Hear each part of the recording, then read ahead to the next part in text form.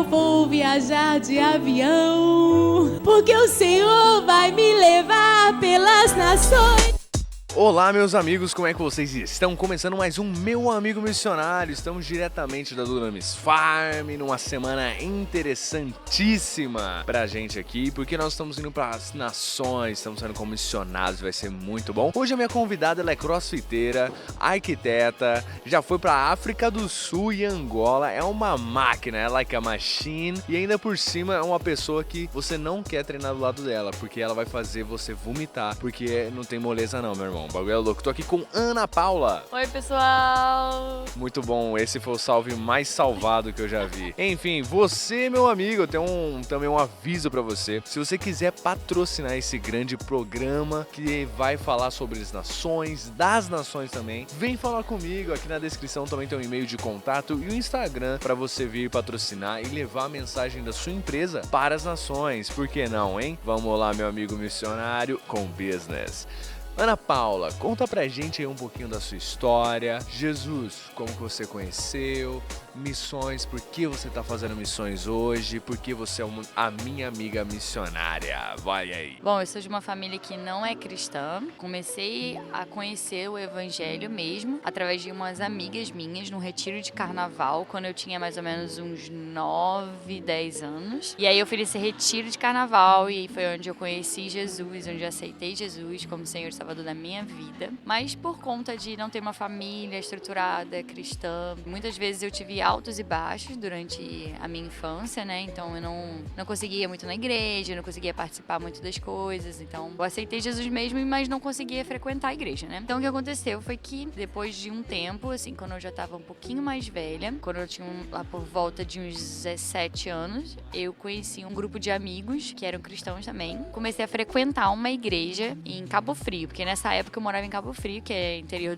do Rio de Janeiro. E aí lá é que realmente eu comecei a ir mais na igreja certinha, frequentar direitinho. E foi onde eu tive, assim, um grande encontro com Deus, assim. E de novo num outro retiro de carnaval. Então, retiros de carnaval são muito importantes pra mim. E aí o que aconteceu foi que, por mais que eu tivesse tido um encontro incrível com o Senhor lá e ficado firme, eu tinha que voltar pro Rio de Janeiro agora pra fazer faculdade. Porque na minha cidade, Cabo Frio, não tinha na época faculdade de arquitetura. E hoje eu sou formada em arquitetura, então eu precisava fazer faculdade. Então eu tive que me mudar de novo pro Rio de Janeiro. E aí lá foi muito difícil, porque onde eu morava não tinha nenhuma igreja perto, assim. Então eu acabava ficando muito sozinha, não tinha muitos amigos. Porque meus amigos todos eram de Cabo Frio, né? Então eu não tinha igreja, eu não tinha amigos, eu não tinha como sair, porque meus pais também não são cristãos, então eles não me levavam, então não me incentivavam, né? E aí o que aconteceu foi que, aos poucos, durante a universidade, durante as amizades novas que eu ia fazendo, eu acabava me afastando, porque por mais que eu ficasse em casa lendo a Bíblia, tipo, 4 horas por dia, que era o que eu fazia, no final das contas eu acabei vendo que a igreja é muito importante, porque a gente não consegue viver um evangelho se a gente não tiver um corpo, né? Não tiver pessoas que estão ao nosso redor e que ajudam a gente, que incentivam a gente, que trazem as verdades de Deus, né, na nossa vida. Então, quando eu estava lá para uns 18, 19 anos, eu comecei a me desviar e a sair dos caminhos do Senhor. Eu acabei realmente encontrando um ex-namorado meu, conhecendo ele, né, assim, encontrei.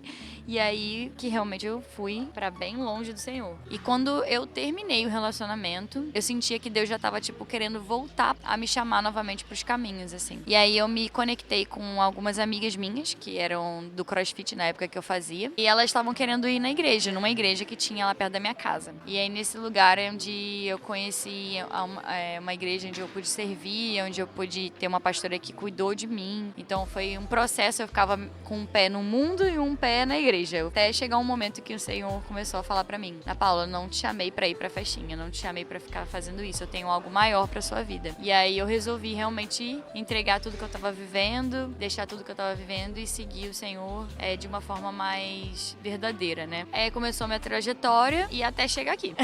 Deus que nos encontra em meio às faixinhas. Toma essa, hein, cara. Tenha bons amigos, não faz igual o ex dela, não. E missões, cara, já traz um pouquinho de por que você saiu, cara, arquiteta, fazendo prédio, você saiu pra ir pro meio do bush da África, tá ligado? Como que foi essa jornada? E também já traz algumas histórias pra gente, como foi seu prático no ano passado, que você foi pra Angola e África do Sul. Bom, eu já trabalhava com arquitetura já há algum tempo. Hoje eu tenho 31 anos, né? Então eu trabalhava com arquitetura desde 2019. Então eu já tinha uns 4, 5 anos já que eu sou formada. E já tava sentindo que o Senhor tava querendo me migrar pra algo novo. E eu não sabia exatamente o que era, mas eu sabia que Ele tava querendo que eu vivesse alguma coisa pra Ele, de uma forma mais intensa. Então eu fui pro Greenhouse, que é treinamento de liderança sobrenatural que tem na Dunamis Farm. E aí nesse treinamento eu vim pra cá e passei esses 15 dias com o Senhor e Deus se revelou de formas muito incríveis pra mim. E teve um dia especial que me ajudou a realmente estar fazendo isso que eu tô fazendo hoje, que foi um dia que eu tive um encontro verdadeiro com Jesus. Eu tava durante um culto do pastor Luiz Hermínio, tudo aquilo que eu tinha falado com o Senhor algumas horas antes no meu devocional. E aí na hora eu senti que realmente eu tinha que entregar o meu trabalho, que eu era muito apegada àquilo, né, Então eu fui lá na frente e eu comecei a chorar e o Senhor, realmente sentiu que era verdadeiro do meu coração a entrega. E aí nisso, enquanto eu tava jogada no chão, assim, e Jesus estava na minha frente, assim. E aí eu falei assim, Senhor, eu não tô te vendo, eu não consigo te olhar com os meus olhos. E aí ele falou assim, fecha os olhos. E aí quando eu fechei os olhos, eu via os pés dele, eu olhava pra baixo e eu conseguia ver até o joelho, mais ou menos, e eu vi os pés dele. E os pés dele estavam descalços e estavam sujos de terra, assim. E aí eu perguntei assim, Jesus, por que você tá com os pés sujos? Por que você tá descalço? E aí Jesus falou pra mim assim, minha filha, porque eu andei pelo mundo atrás dos meus filhos e é isso que eu quero que você faça agora. Ali eu tive um encontro verdadeiro com o Senhor e eu comecei a entender que realmente eu ia ter que deixar o meu emprego e deixar a vida que eu tava vivendo pra conseguir viver algo pro Senhor muito maior do que eu conseguia imaginar. Isso era em 2023 e aí eu comecei a orar pra entender o que o Senhor realmente queria de mim. E aí, final de 2023, eu fui na conferência Dunamis e lá eu recebi uma palavra. O Theo Hayashi, ele pregou sobre o tanque de Betesda, do homem que tava há 38 anos já no tanque de Betesda. E o Senhor começou a ministrar em mim. Comecei a tremer muito as minhas pernas na hora. E o Theo falou assim, quem está sentindo que o Espírito Santo tá falando com você? Tem as mãos tremendo. E aí eu falei, mas as minhas mãos não estão tremendo, mas as minhas pernas estão. Eu falei, Espírito Santo, por que você tá tremendo a minha perna e não a minha mão? E aí o Espírito Santo falou pra mim assim, porque eu estou te curando da sua paralisia. Você ficou parada por 38 anos. Não exatamente a minha idade, 38 anos, mas você ficou parada por muito tempo. E agora eu vou te levar pro que realmente eu quero pra você. E você precisa se jogar nesse tanque, porque se você fica na beira desse tanque e não pula, você não consegue viver o que eu tenho pra você. Você tem medo de viver o que eu tenho pra você. Então, ele fez isso. E aí eu comecei a chorar e a ter um encontro assim com o Senhor e eu entendi que realmente eu ia viver isso com ele. E aí surgiu o GSM. Eu tô aqui já tem 2 anos e ano passado eu vim pra cá e tive momentos incríveis com o Senhor, realmente que me transformaram. E hoje eu tô vivendo missões. Não me arrependo, porque eu consigo viver coisas incríveis com o Senhor. E eu tenho certeza de que Deus também vai usar minha profissão mais pra frente, mas por enquanto eu tô vivendo algo que eu creio que seja a boa, perfeita e agradável vontade de Deus. Caramba! Você que tá ouvindo, isso aqui não é brown noise não é white noise, isso aqui se chama chuva, meu nome. A gente tá gravando ao ar livre, então você vai ver pessoas falando, coisas acontecendo, cadeira sendo arrastada. Se pausar agora, minha filha, não volta, é a vida. Mas siga com o som da natureza. Ana Paula, agora traz uma história, traz um testemunho do seu tempo no continente africano, que eu creio que foi muito poderoso, que foi sobrenatural, até porque é Mãe África.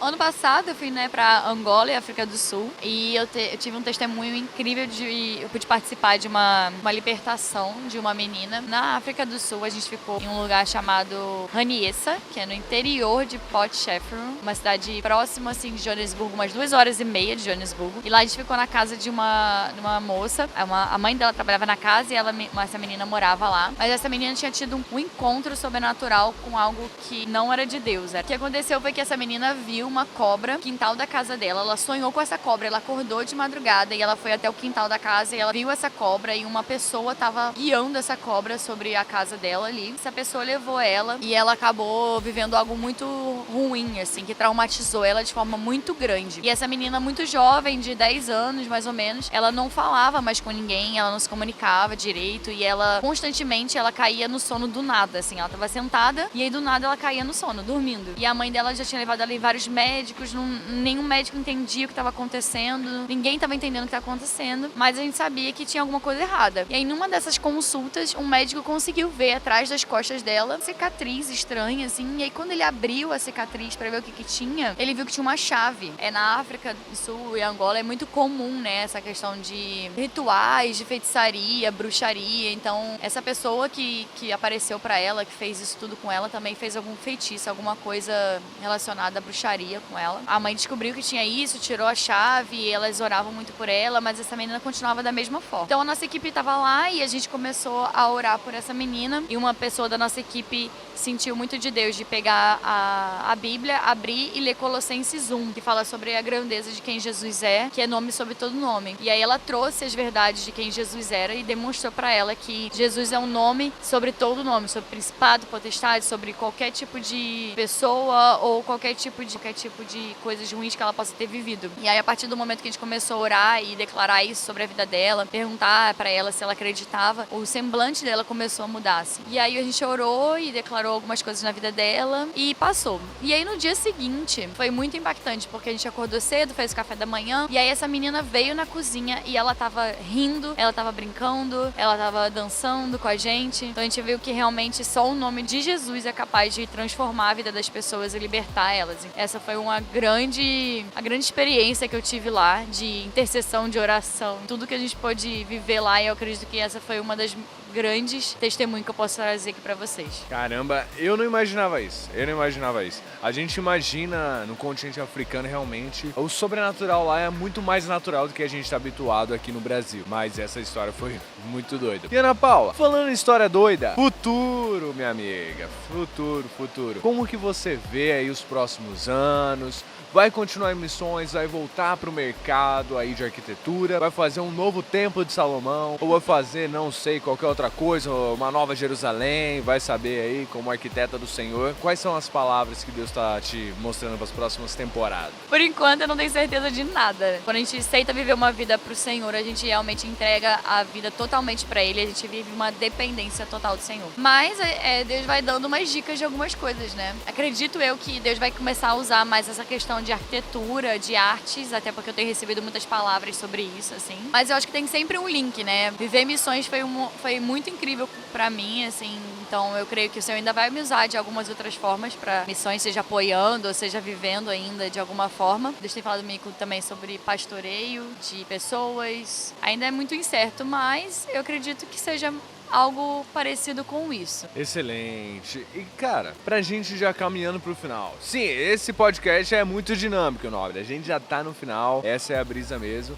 Mas, cara, como que a gente consegue trazer bons conselhos para as pessoas que estão tendo temporadas e missões, mas talvez Deus não tá chamando para uma vida inteira de missões? Acho que a melhor coisa que eu posso dar de conselho é ser obediente ao Senhor. É uma obediência radical. Se o Senhor falou, seja obediente em fazer. Uma coisa que Deus falou muito comigo, que eu não gostaria de viver, é chegar lá no céu e o Senhor falar para mim: seja muito bem-vinda, Ana Paula, você pode ficar aqui. Mas, poxa, tinha tanta coisa que eu queria que você tivesse vivido. Então, essa é uma frase que eu trago pra mim, que eu vou trazer aqui pra vocês. Viva uma vida que vale a pena ser vivida, sabe? Uma vida que vale a pena ser vivida é uma vida que agrada o coração de Deus, uma vida em obediência ao Senhor. Que o Senhor te direcionar, seja em missões, seja em qualquer outro tipo de esfera que você for, viva uma vida que vale a pena ser vivida. Obedeça o que o Senhor falar. Então, ele sempre tem coisas grandes. É só a gente querer abrir mão daquilo que a gente acha que é o melhor pra gente poder viver a boa, perfeita vontade do Senhor. Amém. Então, meu amigo, pega o seu carro, a sua bicicleta e vá pregar o evangelho. Esse foi mais um episódio do Meu Amigo Missionário e nos vemos na próxima!